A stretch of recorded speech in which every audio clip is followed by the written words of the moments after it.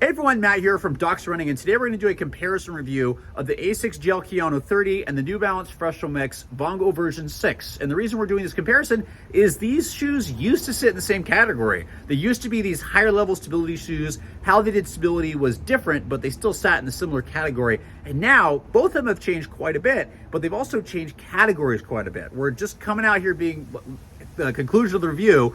The Kayano is a moderate stability shoe with a lot of guidance methods in there. The Vongo is more of a mild guidance / neutral shoe now. For those that have worn these in the past, I do want to update you on some of the updates and how they might still compare and hopefully figure out if these shoes will or will not work for you. So speaking of comparisons, let's start out with the specs.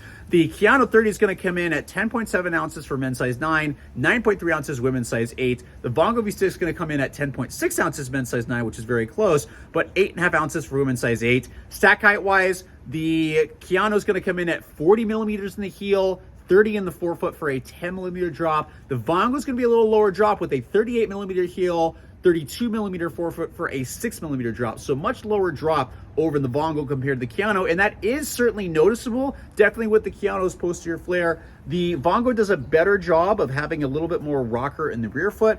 And also the other thing is there's a little bit of stiffness to both of them in the forefoot. So heel, little bit of posterior flare, a little bit more clunky in the Kayano, a little bit smoother in the rear foot of the Vongo V6. So that's coming into ride. So ride-wise, the Vongo is much softer of the two of them. There are two layers of Fresh Foam X here. This top layer is softer, the bottom layer is firmer.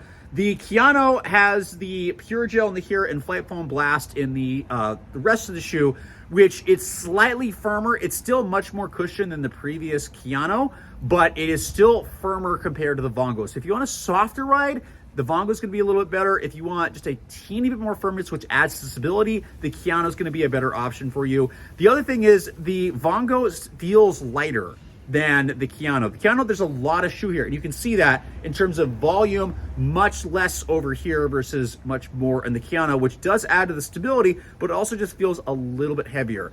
That said, it is a much more stable and grounded shoe. The Vongo is much softer, which detracts from the stability, which we'll talk about in a second. So a softer ride, a little bit firmer, much wider platform in the Kayano as well. So getting into stability, the Kayano is still a moderate stability shoe. There's quite a bit in terms of large sidewalls, really wide geometry throughout. So this still does a very good job of integrating new concepts of stability and still making a moderate to higher level stability shoe without being as pushy as it was previous. In fact, this 4D guidance system right here, this is actually softer, and from what I understand, please correct me if I'm wrong, this actually facilitates pronation in the right way. So rather than just collapsing the internal geometry, there's columns in here that helps facilitate you forwards.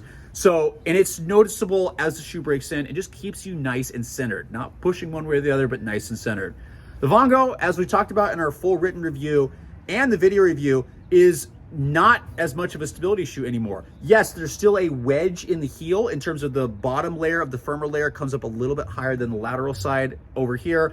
And the softer foam collapses a little bit more. But after that, it's fairly even. And again, the major stability component comes from this EVA plate thing where there's some holes on the lateral side that are wider and things are more filled in. So this is supposed to gently guide you while in motion. I'll be honest with you, I didn't feel it a ton. It felt much more mild guidance and kind of more neutral. So if you want just a little bit of guidance, the Vongo is going to be better for you. But if you still need a good amount, the Kayano is definitely going to win out in terms of the full length of the shoe. And that's something to definitely be aware of because these are stability shoes, at least they're supposed to be. If that's something you're looking for, the Kayano is definitely going to win out. Unless you just need a teeny bit, then the Vongo might be a better idea.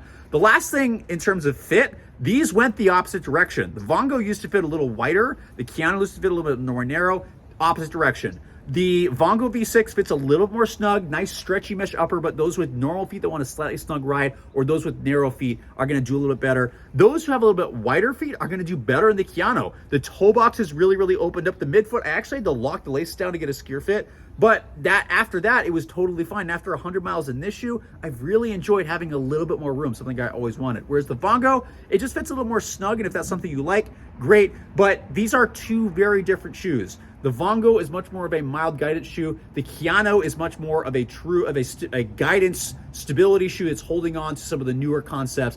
Very different, two different areas now. If that's something you're interested in, great. But if not, hopefully that helps you choose which one of these are better for you.